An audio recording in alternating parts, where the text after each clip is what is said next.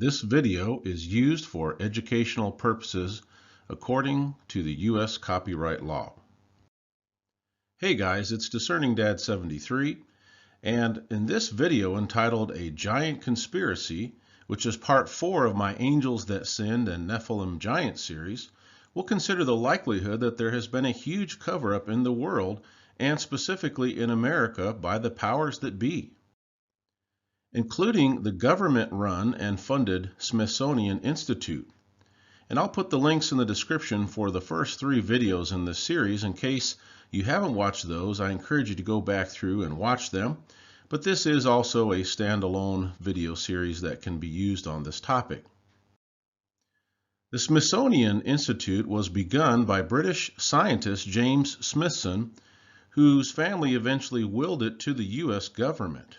According to the Wikipedia on the Smithsonian, it was established August 10, 1846, for the increase and diffusion of knowledge. It is a group of museums and research centers administered by the government of the United States, and I believe that's an important consideration. It became a depository for government collections of specimens from around America and the world. The U.S. Navy was used in the beginning of the 20th century to collect specimens around the world, and they boast 156 million pieces of artwork, artifacts, and specimens.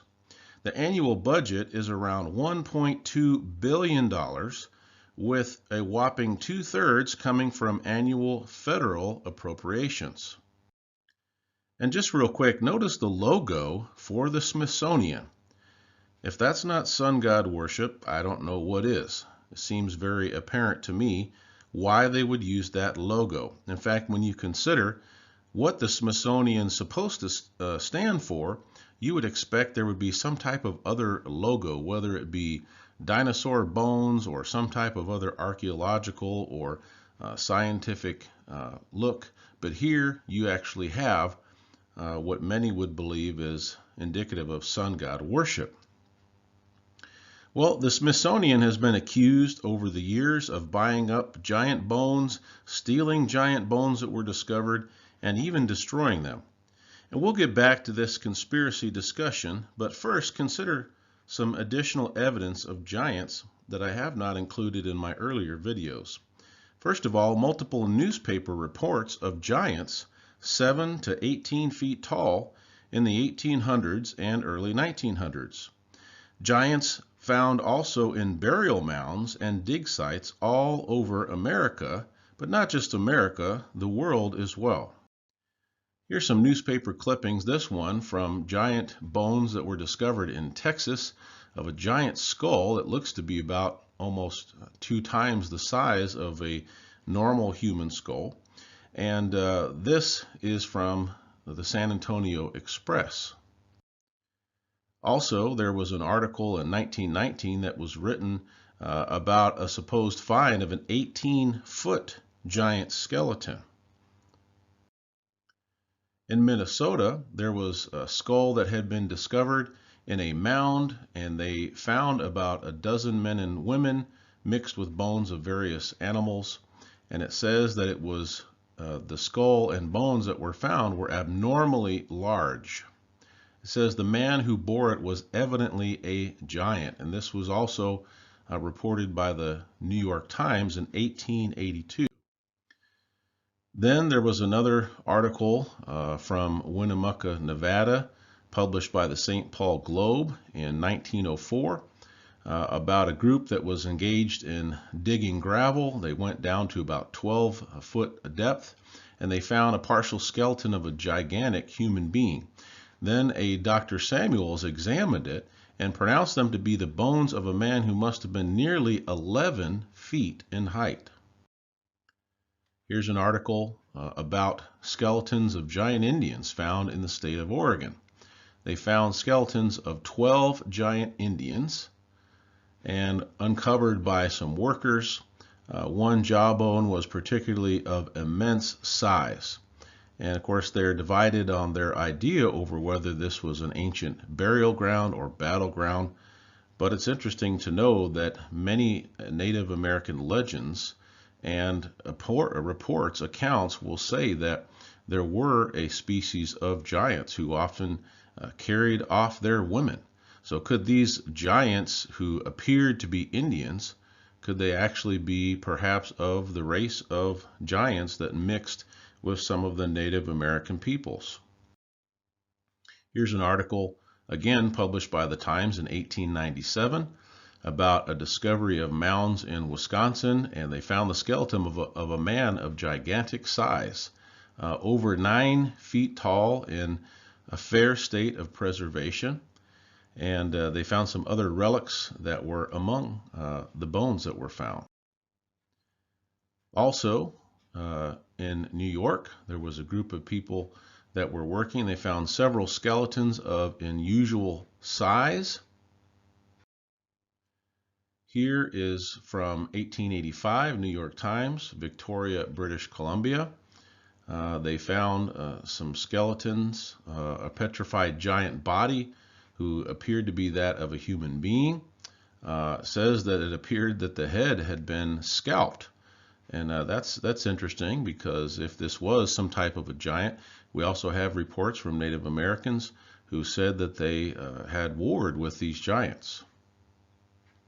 It says that the man, when alive, must have been about 12 feet in height. So we're not just talking about a tall person like a basketball player, something like that, but 12 feet in height.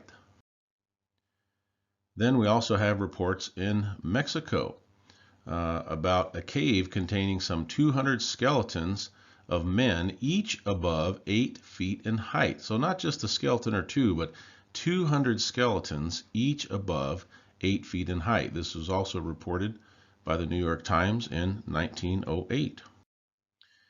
And I don't have time today to go into a lot of detail about burial mounds, but as I've been researching this, we seem to find that there are many, many burial mounds all over the United States, and particularly in Ohio, the Serpent Mound being one of the most famous.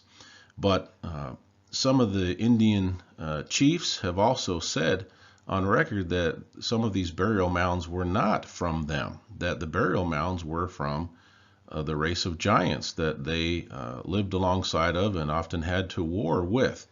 So many times archaeologists or scientists will say that these burial mounds all came from the Indians, but the Native American peoples themselves are reporting that that's just not true all of the time. Here's an art piece from Mexico depicting a giant that was killed. And you notice the size differential there. Certainly that's not an average size person. And there's a lot of other art which I don't have time to go into today, but just giving some different categories of evidence before we go back to the Smithsonian cover-up part of this video. Here's a picture I've used before in one of my videos about a giant Indian skeleton that was found. And I put this in here just to show some proportion as well. Notice that this man is not only several feet taller than even the tallest man there pictured, but he seems like very much proportionately larger as well. And I believe that the bigger giants of previous history were not just tall, but they were proportionately large, and hence the Bible talks about their might and their strength. Here's another famous picture that's been in some recent books about giants of two giant people, and it was reported that the man in the center there was about 6 feet tall. So that may give you some indication of the height of the others. Here's some pictures that possibly could be of modern giant discoveries. And I'm not a photo expert. I know there have been some photos circulating around the web that have either been purported to be or proven to be false. But even if some of these modern photos are doctored, when you look at the evidence that we have in the Bible, it certainly speaks of truth when we look at the biblical stories. And just because a photo is doctored doesn't mean that what the Bible reveals is not true. Here's another picture I found very, very interesting. If that's a legitimate picture, then you're looking at somebody who's probably 18 to 20 feet tall. I mean, look how big that skeleton is, all crumpled up. And notice also the size of the bones. I mean, that femur appears to be at least 5 feet tall, 5 feet long, maybe longer. Here's a picture of a man holding a femur bone, or what looks to be of a femur bone that was reported to be about 1 1/3 meters long.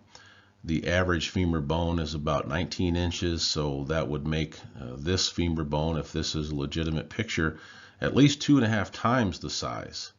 And notice the thickness too. That's like 3 to 4 times thicker than what the typical femur bone would be. So back to the Smithsonian. There have been reports over history of people who have discovered giant bones, giant remains, and reported it to the Smithsonian, and the bones have disappeared, or the bones were purchased. There have been many people who believe that the Smithsonian destroyed many of these bones. But let's consider one article that was put out that some have said is a hoax. There was an article in the World News Daily in 2014 that said the Smithsonian admitted to destruction of thousands of giant human skeletons in the early 1900s.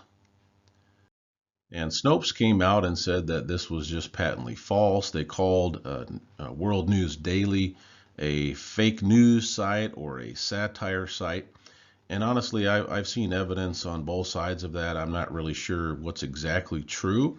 But let's just say, for purposes of argument, let's say that that World News Daily article was false, and that the Smithsonian did not destroy bones, that the Supreme Court did not order them to produce evidence to that effect. And let's say that Snopes is completely legitimate, which I have my suspicions about. Some believe that Snopes is actually funded by George Soros. If there's even a little percentage of that could be true, then that's a red flag. But I'm going to give World News Daily the benefit of the doubt and the Snopes, and let's say that they're completely accurate. Just based on the fact that the Smithsonian as a government-owned and funded agency is a huge red flag to me. But let's look at something from the Smithsonian's own site. In fact, they had a library that unveiled an exhibit called Darwin's Legacy, and this revolved around the 150th anniversary of Darwin's book on the origin of species. And so they're certainly paying homage to Darwin. And we know that the Smithsonian is always trying to push things related to evolution and supposed evidence related to evolution. So let's think this through. Let's say that the World News Daily article is a fake news or satire, and let's say that the Snopes is completely right here. But even if that's true, should we dismiss completely the possibility or likelihood that the Smithsonian knowingly suppresses the truth about giants or Nephilim? The answer is no. Well, why do I say no? Let me give you some very strong reasons for this. Number one, the Smithsonian, by its own admission, houses over 50 million artifacts and specimens. 50 million. You mean to tell me that they've never investigated and witnessed the many giant skeletons found all over the U.S.